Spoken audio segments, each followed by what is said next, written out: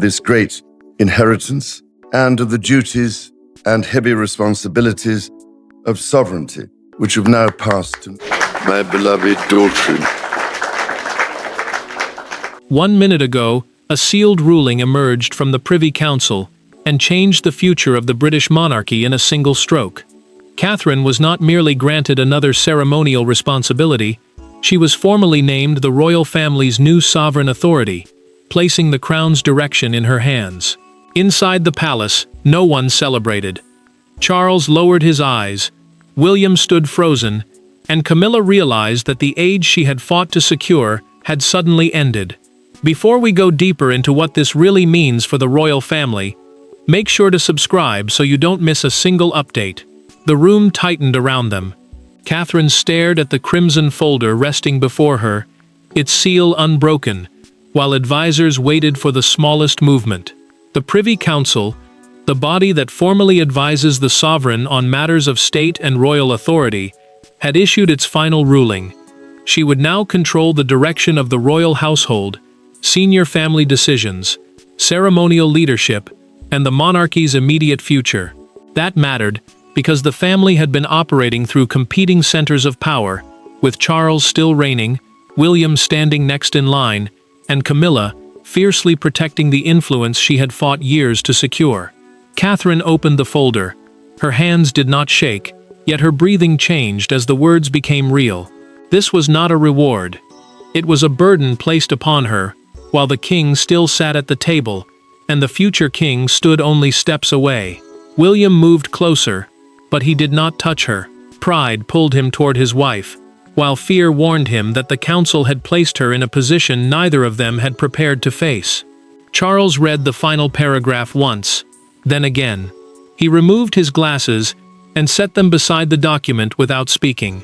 His silence revealed more than anger ever could. He had already been warned through a confidential briefing that practical command might be transferred if the palace remained divided. Camilla broke the stillness. She asked whether the ruling could be challenged, and the council clerk answered by closing the official ledger, the permanent record in which the decision had been entered. "No," he said. "The ruling is final." Her chair scraped against the floor as she rose, but Catherine did not look away. Then she noticed a handwritten note fixed beneath the final page. One sentence had been underlined twice, explaining why the council believed only she could stop the monarchy from collapsing. But before Catherine could understand why the crown had been placed in her hands, she had to face the 3 people whose lives had been shattered, protected, or transformed by the decision. The ruling may have carried the authority of the Privy Council, but its consequences were written across 4 faces. Catherine had been elevated. William had been bypassed in practice without being removed in law. Charles had watched his command narrow before his own eyes. And Camilla, who had spent years defending her place beside the throne, suddenly found herself outside the circle of power. This was no longer a constitutional decision. It had become a family wound. Catherine left the council chamber without looking back, but the weight of every stare followed her into the private corridor. She had not reached this moment through ambition. Years of public judgment, personal attacks, and relentless pressure had taught her how to remain steady when others lost control, and that discipline had slowly made her the figure the family trusted during crisis. William caught up with her near the closed doors and finally took her hand. The prince remained the heir, meaning he was still next in the legal line to the throne, yet the ruling had given his wife immediate sovereign authority over royal family operations. She whispered that she had never asked for any of it. He tightened his grip and told her that refusing could leave the monarchy without anyone the country still believed in. The words hurt, because both of them understood the truth beneath them. Catherine's strength had protected the family, but now that same strength threatened to place distance between them. Charles withdrew to his study and stopped before a framed photograph from his coronation. The king was not furious with her.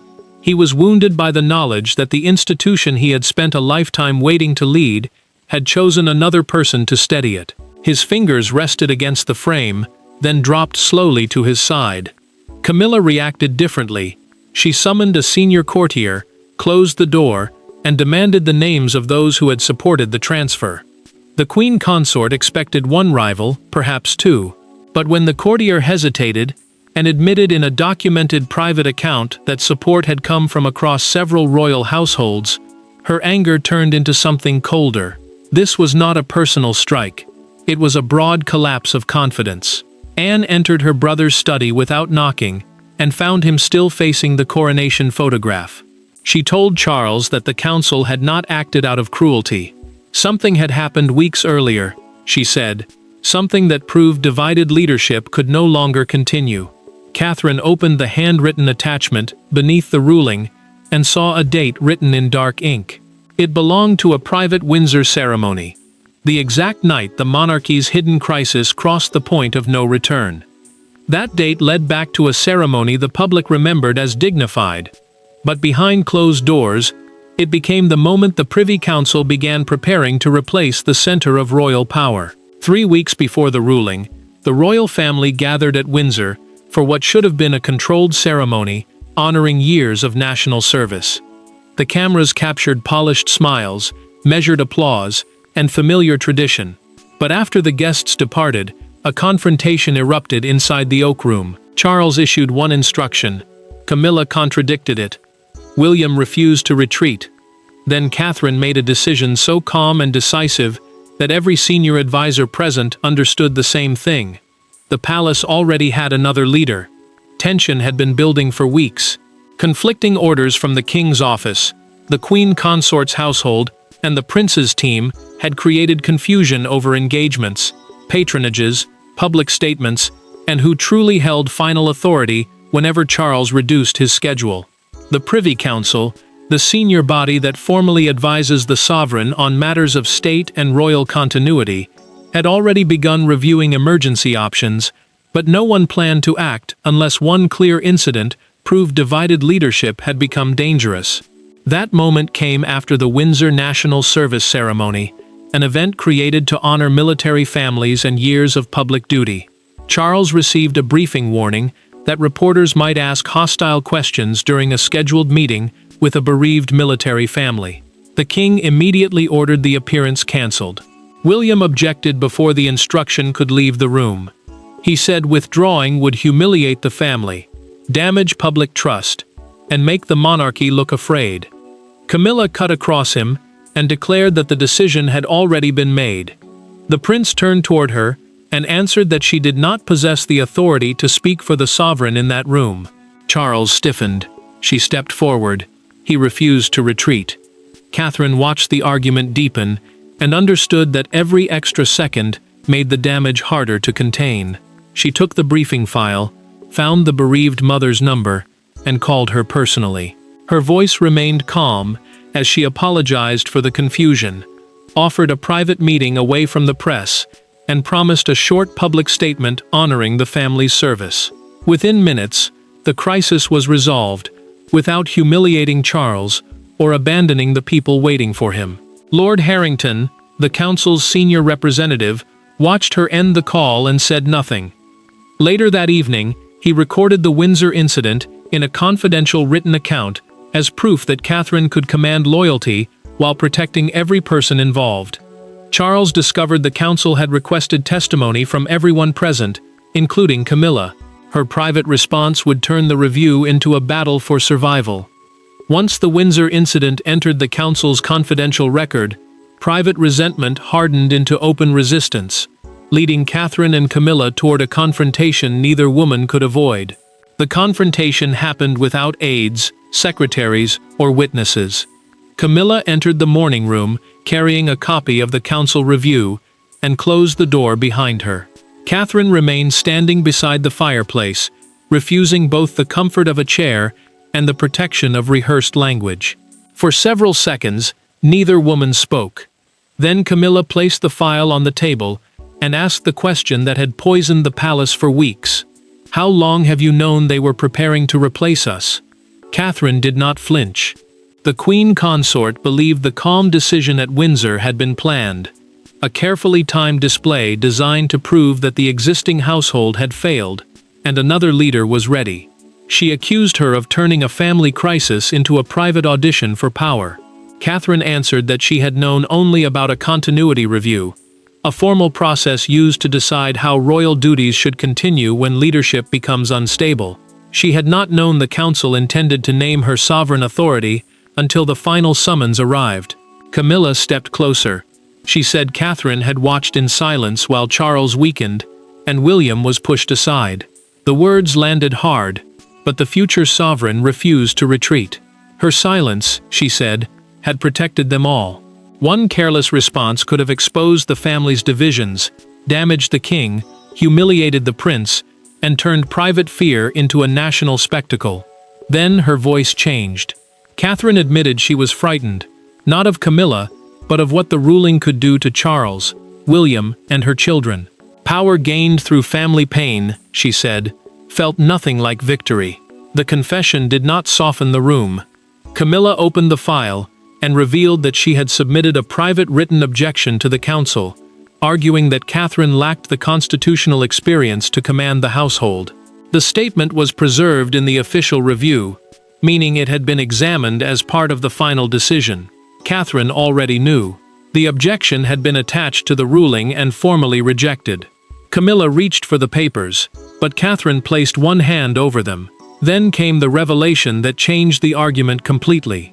The council had uncovered unauthorized instructions issued in Charles's name, orders designed to limit William's access and block Catherine from key household reports. Those documents had made the ruling unavoidable. Camilla's anger gave way to alarm. She demanded to know who had signed them. Catherine answered that the trail did not stop with her office. It led to someone who believed they were protecting Camilla's position from William.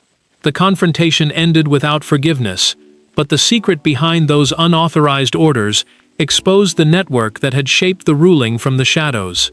Catherine's elevation was not decided by popularity, applause, or a single dramatic vote. It emerged from weeks of private testimony, intercepted instructions, constitutional warnings, and one terrifying conclusion: the royal family had become impossible to govern through competing households. At the center of the review stood Lord Harrington, a man known for showing no emotion. Yet when he delivered the evidence to Charles, even he paused before saying the words that would end an era.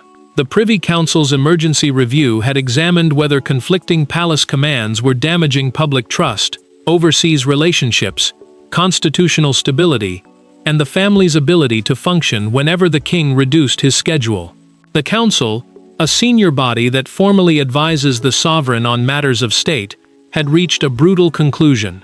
Catherine had become the only senior royal whose instructions were consistently accepted by Charles's advisors, William's household, Anne, Edward, and the staff responsible for public duties. Harrington entered the private study alone and placed a stack of duplicated directives on the desk. Charles recognized the official crest immediately, but not the orders printed beneath it. His face changed as he read instructions issued in his name without his clear approval. Some removed William from strategic briefings. Others delayed Catherine's access to household reports after the Windsor incident. The monarch turned each page slowly, as though hoping the next one would prove the entire file false. It did not. Charles asked whether Camilla had personally authorized every order. Harrington answered with care, relying on documented staff testimony gathered during the review. Some instructions had come directly through her office.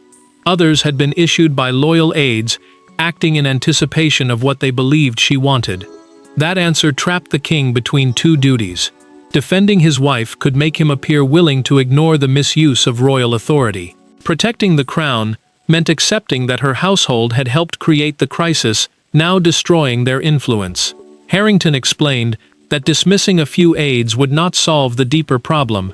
Too many offices were competing, too many loyalties had hardened, and no command was trusted by everyone. The council therefore chose a unified sovereign authority, meaning one central figure with final control over royal operations. Catherine was selected because she could secure cooperation without demanding it and exercise power without appearing hungry for it. Charles lowered the final page. Harrington warned him that the ruling would take effect immediately, and the first visible consequences would fall upon Camilla's household before sunset. By the time the palace clocks reached evening, the the decision was no longer confined to parchment. Doors were closing, offices were changing hands, and one royal realized her world had already been dismantled. At precisely 6 o'clock, the palace switchboard received its new chain of command. Catherine's office was granted final approval over family announcements, senior schedules, ceremonial access, and household appointments. Within minutes, phones rang across royal residences. Files were removed. Security lists were rewritten. Yet the most painful moment unfolded in silence, when Camilla entered her private office and discovered that the red dispatch box she had used for years was no longer waiting on her desk. The change took effect immediately. Operational staff were ordered to send every disputed decision to Catherine, rather than allowing instructions to circle between Charles, Camilla, and William's separate teams.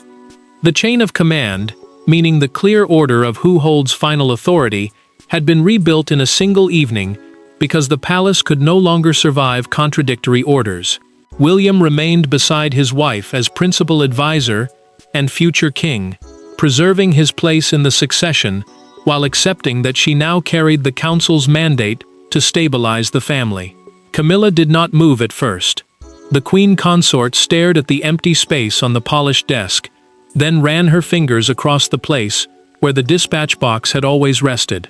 That red box had carried official papers requiring royal attention, and its removal told her more than any announcement could. Her household no longer controlled its own decisions. She dismissed her waiting dresser and remained alone, as the silence made her exclusion feel permanent. Charles entered later and found her seated without the lights turned on. The king asked no questions because he already understood what had happened. She looked toward him and asked whether he had fought for her. He answered that he had fought until he saw documents carrying commands he had never approved. His words did not accuse her directly, but they broke something between them. Catherine's first written order arrived moments later. It did not remove Camilla from the family or strip away her ceremonial dignity. Instead, it preserved her public role while ending her household's independent operational authority. The decision offered mercy, but no retreat. Anne received a direct call from Catherine, asking her to supervise the transition. The princess agreed, then warned that written authority meant nothing unless trust could be restored with Charles before the family faced the public. Catherine ended the call and stood alone for several seconds. Then she began walking toward the king's private apartments, determined to speak without counselors, files, or anyone else between them. The machinery of power had moved with ruthless speed, but the monarchy's future would depend upon a conversation no ruling could dictate and no advisor could safely control. Catherine entered Charles's private sitting room alone. No officials waited outside the door, and no briefing papers separated them. The king stood by the window with his back turned, listening as she approached. She did not address him as sovereign authority addressing the former center of command.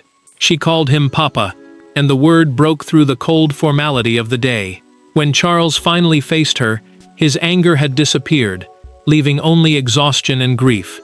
Catherine remained standing until he quietly asked her to sit. She told him the council's ruling would never become a personal coronation or an excuse to erase everything he had carried through his reign. A coronation is the formal ceremony in which a monarch is publicly crowned and confirmed. But she made clear that this moment was not about taking his throne. It was about protecting the crown, until the family could function without private warfare tearing through every household. Charles lowered himself into the chair opposite her and admitted that losing operational control was not the deepest wound.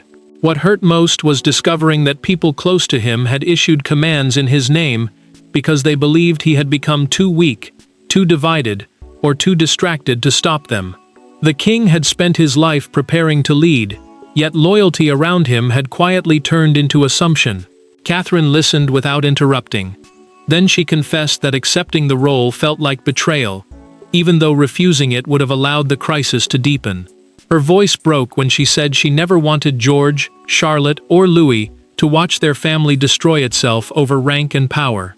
Charles looked away before asking whether William resented him. She answered carefully.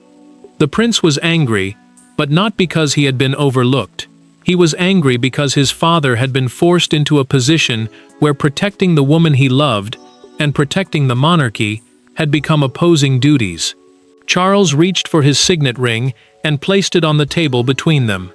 The ring, a personal seal traditionally used to represent royal identity and authority, was not offered as an abdication. It was a silent acknowledgement that Catherine now carried the family's practical command. She pushed it gently back toward him. She promised to exercise authority in his name, protect his dignity, and never allow the ruling to become a weapon of humiliation. Charles closed his hand around the ring and agreed to stand beside her during the public announcement. That single decision would determine whether the world saw a palace coup or a monarchy choosing unity over collapse.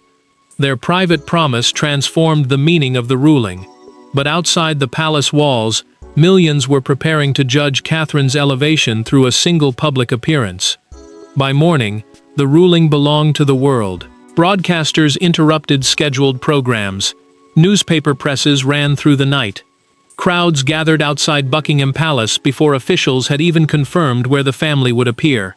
Yet one image silenced the speculation. Catherine stepping onto the palace balcony with Charles on one side and William on the other. She did not wave immediately. She looked first at the king, and Charles answered with a slow, unmistakable nod. The palace had released a formal statement confirming that she had been entrusted with sovereign leadership over the royal family's operational and ceremonial direction. Sovereign leadership meant final authority over how the household worked, how public duties were organized, and how the monarchy presented itself during crisis. The statement also made one point clear: William remained the lawful heir, and the existing line of succession had not been erased. Catherine had been chosen to restore unity, not to steal his future. Broadcasters called it the most dramatic reorganization of royal power in generations, while constitutional commentators struggled to explain how one family could change so completely in a single night. William watched his wife approach the balcony doors and asked quietly whether she was ready.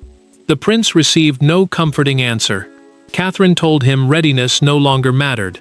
They had to walk out together, or the ruling would look less like rescue and more like a family broken beyond repair. Charles paused before stepping forward. The king knew the crowd might read his presence as defeat, pity, or forced surrender. Catherine refused to walk ahead of him. She waited until he stood beside her, giving him the dignity of entering the moment as part of the decision rather than its victim. Across London, a newspaper front page appeared beneath a full-width photograph of the three royals. Its headline read, "The Crown Chooses Unity." Outside the palace, one young girl lifted a handmade card carrying the words, "Stand strong, Catherine." The crowd remained uncertain until Charles raised his hand toward her, in a clear gesture of public endorsement. Then the chanting began. Catherine heard her name rolling across the forecourt, but triumph never reached her face. She understood that applause could accept a symbol without understanding the burden behind it. William moved closer. Charles remained beside her, and as the sound grew louder, she knew one final act remained. She had to define what this authority would mean for the family, not for one electrifying morning, but for the future character of the monarchy. The public had accepted the image of Catherine at the center, but the final verdict would be delivered through the choice she made once the balcony doors closed behind her. When Catherine returned inside, the roar of the crowd faded behind the closing balcony doors.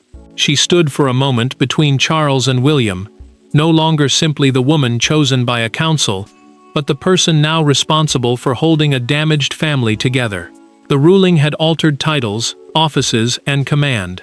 Yet Catherine's first final decision proved that this moment was never about replacing one sovereign with another. It was about deciding what kind of monarchy deserved to survive.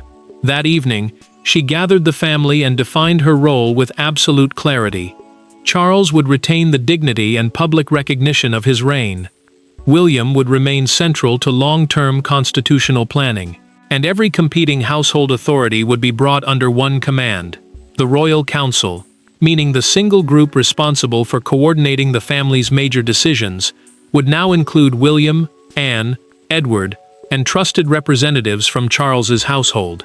The secret rivalries were over. No office would again be allowed to issue conflicting orders in the shadows.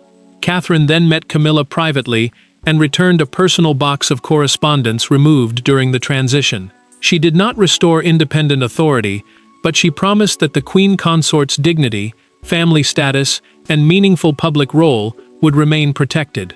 Camilla held the box for several seconds before admitting that her determination to defend Charles had become tangled with fear of losing her own place.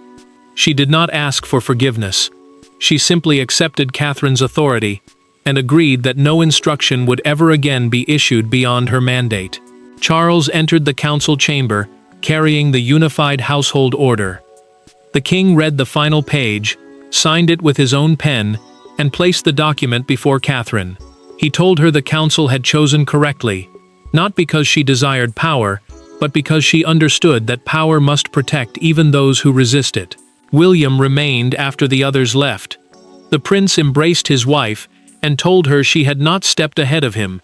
She had stepped into the breach when everyone else became trapped by rank, pride, and history.